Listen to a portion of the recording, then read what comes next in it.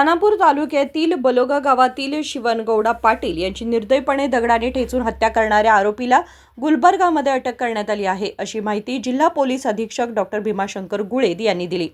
गुरुवारी बेळगावमध्ये पत्रकारांशी बोलताना खानापूर तालुक्यातील गाडीकोप्प गावाजवळ शिवनगौडा पाटील यांचा मृतदेह सापडला। त्यांच्या डोक्यावर दगडाने ठेचून हत्या करण्यात आल्याचे उघड झाले। घटनेनंतर 24 तासांच्या आतच आरोपीला अटक करण्यात आली आहे, असे डॉक्टर गुळेद यांनी सांगितले। ದಿವಸ ನಮಗೆ ಈ MK ಹುಬ್ಳಿ ಮತ್ತೆ ಪಾರಿಶ್ವಾಡದ ಮಧ್ಯೆ ಒಂದು ಗದ್ದೆಯಲ್ಲಿ ಗಾಡಿಕೊಪ್ಪದ ಹತ್ರ ಒಂದು ಮೃತ ಶವ ಇರೋದ್ರ ಬಗ್ಗೆ ನಮ್ಮ 112 ಎಮರ್ಜೆನ್ಸಿ ರೆಸ್ಪಾನ್ಸ್ ಸಿಸ್ಟಮ್ಗೆ ಕರೆ ಬಂದಿತ್ತು। ಆ ಪ್ರಕಾರವಾಗಿ ಪೊಲೀಸರು ಸ್ಥಳಕ್ಕೆ ಹೋಗಿ ಪರಿಶೀಲನೆ ಮಾಡಿದಾಗ ಒಬ್ಬ ವ್ಯಕ್ತಿಯನ್ನು ಯಾರೋ ತಲೆಗೆ ಕಲ್ಲಿನಿಂದ ಜಜ್ಜಿ ಸಾಯಿಸಿರೋದು ಕಂಡು ಬರುತ್ತೆ। ಆ ಪ್ರಕಾರವಾಗಿ ಒಂದು ಕೊಲೆ ಪ್ರಕರಣನ ನಮ್ಮ ಪೊಲೀಸರು ಮೃತನಾದ ಶಿವನಗೌಡ ಪಾಟೀಲನ ಸಹೋದರನ ಕಡೆಯಿಂದ ಒಂದು ಕಂಪ್ಲೇಂಟ್ ತೆಗೆದುಕೊಂಡು ರಿಜಿಸ್ಟರ್ ಮಾಡಿರ್ತಾರೆ। ಆ ಪ್ರಕರಣದಲ್ಲಿ ಕಳೆದ 24 ಗಂಟೆಗಳ ಅವಧಿಯಲ್ಲಿ ನಮ್ಮ ಖಾನಾಪುರ ಪೊಲೀಸರು ಬೈಲೊಂಗಲ್ DSP ಅವರ ನೇತೃತ್ವದಲ್ಲಿ ಒಂದು ಒಳ್ಳೆ ಕೆಲಸ ಮಾಡಿದ್ದಾರೆ। ಇಲ್ಲಿ ಕೊಲೆ ಮಾಡಿಬಿಟ್ಟು ಆರೋಪಿ ತಪ್ಪಿಸಿಕೊಂಡು ಹೋಗೋ ಉದ್ದೇಶದಿಂದ ತನ್ನ ಮೊಬೈಲನ್ನು ಸ್ವಿಚ್ ಆಫ್ ಮಾಡಿ ಬೇರೆ ಊರಿಗೆ ಹೋಗ್ತಾ ಇದ್ದ। ಈಗ ತಾನೇ ಆ ವ್ಯಕ್ತಿಯನ್ನು ಗುಲ್ಬರ್ಗಾದಲ್ಲಿ ನಮ್ಮ ಪೊಲೀಸರು ವಶಕ್ಕೆ ಪಡೆದುಕೊಂಡಿದ್ದಾರೆ। ಈಗಾಗಲೇ ಆ ವ್ಯಕ್ತಿನೇ ಈಗಾಗಲೇ ನಮಗೆ ಸಿಕ್ಕಿರ್ತಕ್ಕಂಥ ವ್ಯಕ್ತಿ ಹೆಸರು ಬಸಪ್ಪ ಹೊಸಟ್ಟಿ ಅಂತ ಹೇಳಿ, ಪಕ್ಕದ ಬಿಡಿ ಗ್ರಾಮದವನು। ಈಗಾಗಲೇ ಈ ಕೊಲೆಯನ್ನು ತಾನೇ ಮಾಡಿರೋದಾಗಿ ಒಪ್ಪಿಗೆ ಹೇಳಿಕೆಯನ್ನು ಹೇಳಿರ್ತಾನೆ। ಆ ವ್ಯಕ್ತಿಯನ್ನು ನಾವೀಗ ಖಾನಾಪುರಕ್ಕೆ ತಂದು ಮಾನ್ಯ ನ್ಯಾಯಾಲಯದ ಮುಂದೆ ಒಪ್ಪಿಸಿ ಮತ್ತೆ ನಮ್ಮ ಪೊಲೀಸ್ ಕಸ್ಟಡಿಗೆ ತೆಗೆದುಕೊಂಡು ಮುಂದಿನ ವಿಚಾರಣೆಯನ್ನು ಕೈಗೊಳ್ತೀವಿ। ಈ ವ್ಯಕ್ತಿ ಮೊನ್ನೆ ದಿವಸ ಇವನನ್ನು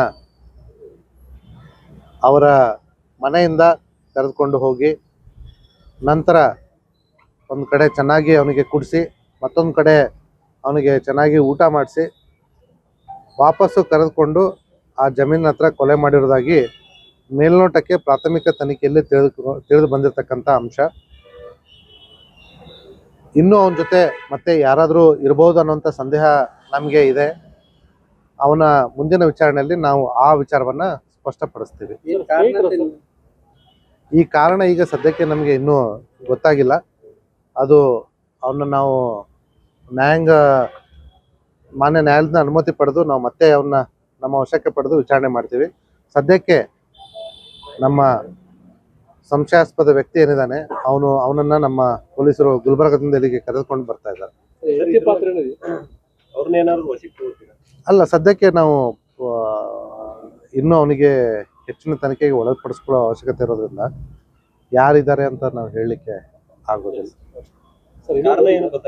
ಇನ್ನೂ ಗೊತ್ತಾಗಿದೆ ಸರ್। ರೀಲ್ಸ್ಗಳು ವೈರಲ್ ಆಗ್ತಾ ಇದೆ। ಬೆಳಗ್ಗೆ ನಾನು ಕೆಲವೊಂದು ಸಾಮಾಜಿಕ ಮಾಧ್ಯಮಗಳಲ್ಲಿ ಕೆಲವೊಂದು ಯುವಕರು ಕೈಯಲ್ಲಿ ಮಚ್ಚು ಮತ್ತು ಮೇಲ್ನೋಟಕ್ಕೆ ಆಟಿಕೆ ಪಿಸ್ತೂಲ್ ಅನ್ನೋಂಥ ವಸ್ತುಗಳನ್ನ ಹಿಡ್ಕೊಂಡು ರೀಲ್ಸ್ಗಳನ್ನ ಮಾಡೋದನ್ನು ನೋಡಿದ್ದೀನಿ।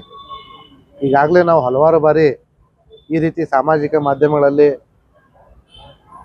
ರೀಲ್ ಆಗಿರಲಿ ಯಾವುದೇ ಕಾರಣಕ್ಕಾಗಲಿ ಈ ರೀತಿಯ ಆಯುಧಗಳನ್ನು ಪ್ರದರ್ಶಿಸೋದು ತಪ್ಪು ಅಂತ ಹೇಳಿದ್ದೀವಿ। ಮತ್ತು ಇತ್ತೀಚಿನ ತಾವು ಕೂಡ ನೋಡಿದ್ದೀರಿ, ಮಾಧ್ಯಮಗಳಲ್ಲಿ ಕೂಡ ಬೇರೆ ಬೆಂಗಳೂರಲ್ಲಿ ಆಗಿರ್ತಕ್ಕಂಥ ಪ್ರಕರಣಕ್ಕೆ ಸಂಬಂಧಿಸಿಪಟ್ಟಂತೆ ಇಬ್ಬರು ವ್ಯಕ್ತಿಗಳನ್ನು ಕೂಡ ಬಂಧಿಸಲಾಗಿತ್ತು। ಇದೇ ವಿಚಾರವಾಗಿ ಈಗಾಗಲೇ ಆ ರೀಲ್ಗಳನ್ನು ನೋಡಿ ನಮ್ಮ ಪೊಲೀಸರಿಗೆ ಆ ವ್ಯಕ್ತಿಗಳನ್ನ ಪತ್ತೆ ಹಚ್ಚಿ ಅವ್ರ ಮೇಲೆ ಕ್ರಮ ಕೈಗೊಳ್ಳಲಿಕ್ಕೆ ಹೇಳಿದ್ದೀನಿ। ಮತ್ತು ತಮ್ಮಗಳ ಮುಖಾಂತರ ನಾನು ಸಾರ್ವಜನಿಕರಲ್ಲಿ ಮನವಿ ಮಾಡ್ತೇನೆ, ಈ ರೀತಿ ರೀಲ್ಸ್ಗಳಲ್ಲಿ ಸಾಮಾಜಿಕ ಮಾಧ್ಯಮಗಳಲ್ಲಿ ಈ ರೀತಿ ಮಾರಕಾಸ್ತ್ರಗಳನ್ನು ಹಿಡಿದುಕೊಂಡು ರೀಲ್ಗಳು ಮಾಡೋದು ಕಾನೂನು ಪ್ರಕಾರ ಅಕ್ಷಮ್ಯ ಅಪರಾಧ ಆಗುತ್ತೆ। ಅನವಶ್ಯಕವಾಗಿ ಕಾನೂನಿನ ಶಿಕ್ಷೆಗೆ ಗುರಿಯಾಗಬಾರ್ದು ಅಂತ ಮನವಿ ಮಾಡ್ಕೊಳ್ತೇನೆ। पोलिसांनी आरोपी विरुद्ध गुन्हा नोंदवून पुढील कारवाई सुरू केली आहे। संकल्प शिंदे, KMM मराठी, बेळगाव।